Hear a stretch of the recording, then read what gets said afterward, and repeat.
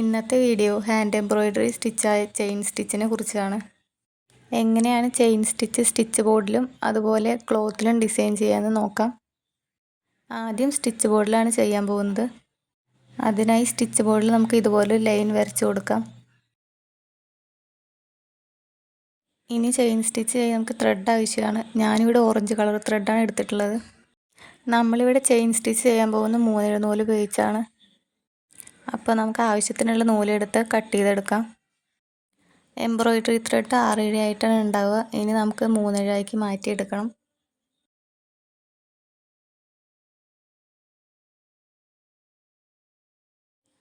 ഇതുപോലെ ത്രെഡ് 3 ആക്കി മാറ്റിയതിന് ശേഷം നമുക്ക് സൂചിയിൽ കോർത്ത് കൊടുക്കാം. സൂചിയിൽ കോർത്തതിന് ശേഷം ത്രെഡിൻ്റെ ഒരു ഭാഗം മാത്രം നമുക്ക് കെട്ടിയിട്ട് കൊടുക്കാം. ഒരിക്കലും 2 ഭാഗം ചേർത്ത് പിടിച്ച് കെട്ടിയിട്ട് കൊടുക്കരുത്. ത്രെഡ് കെട്ടിയിട്ട് കൊടുത്തതിന് ശേഷം നമുക്കിനി സ്റ്റിച്ച് ബോർഡിൽ ചെയ്യാൻ തുടങ്ങാം. സ്റ്റിച്ച് ബോർഡിൻ്റെ താഴെ നിന്ന് മുകളിലേക്ക് ഇതുപോലെ സൂചി കയറ്റി കൊടുക്കാം. ലൈനിൻ്റെ അറ്റത്തു കൂടെയാണ് സൂചി എടുക്കേണ്ടത്. ശേഷം വീഡിയോയിൽ കാണുന്ന പോലെ സൂചി കയറ്റി കൊടുത്ത അതേ ഭാഗത്ത് തന്നെയാണ് ഇനി സൂചി ഇറക്കി കൊടുക്കേണ്ടത്.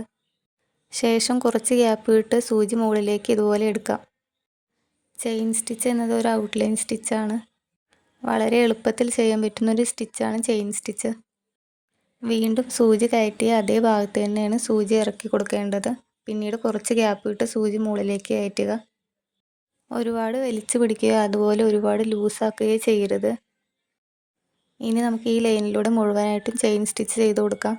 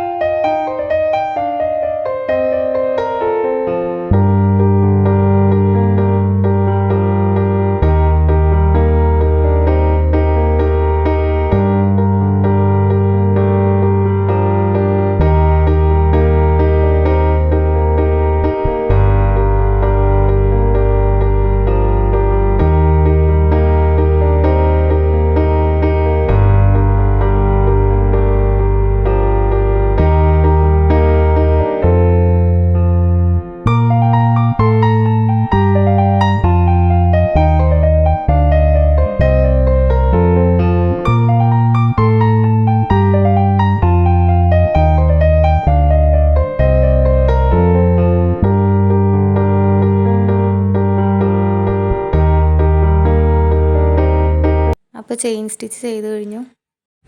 ഇനി ക്ലോത്തിൽ ചുളിവുകളൊന്നുമില്ല എന്ന് ഉറപ്പ് വരുത്തുക. അതിനുശേഷം മാത്രമേ കെട്ടിയിട്ട് കൊടുക്കാൻ പാടുള്ളൂ. ഇനി നമുക്ക് സൂചി താഴ്ത്തി കൊടുക്കാം. സ്റ്റിച്ച് ചെയ്തതിൻ്റെ പുറത്തു കൂടെയാണ് സൂചി താഴേക്ക് എടുക്കേണ്ടത്. ശേഷം കെട്ടിയിട്ട് കൊടുക്കാം.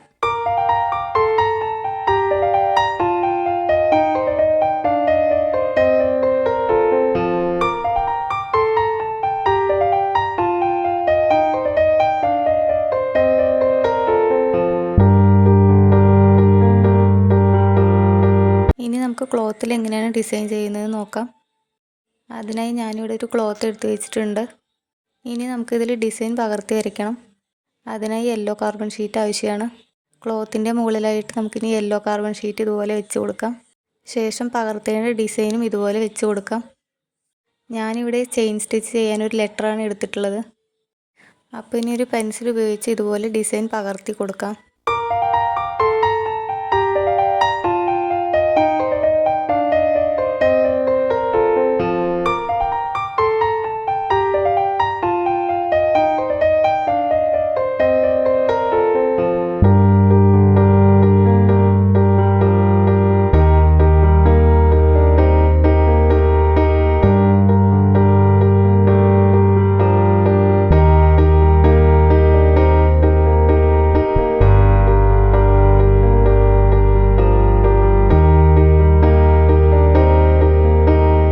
ഇനി നമുക്ക് ക്ലോത്ത് എംബ്രോയ്ഡറി ഫ്രെയിമിൽ വെച്ച് കൊടുക്കണം. അതിനായി ഇതുപോലെ എംബ്രോയ്ഡറി ഫ്രെയിം 2 ആക്കി എടുക്കാം. ശേഷം സ്ക്രൂ ഇല്ലാത്ത റിങ് താഴെ വെച്ച് കൊടുക്കാം. അതിന് മുകളിലായിട്ട് ക്ലോത്ത് വെച്ച് കൊടുക്കാം. ഇനി സ്ക്രൂ ഉള്ള റിങ് അതിൻ്റെ മുകളിലായിട്ട് വെച്ച് കൊടുക്കാം. ഇനി ക്ലോത്ത് നന്നായി ടൈറ്റാക്കി വെച്ച് കൊടുത്ത് സ്ക്രൂ ടൈറ്റാക്കി കൊടുക്കാം.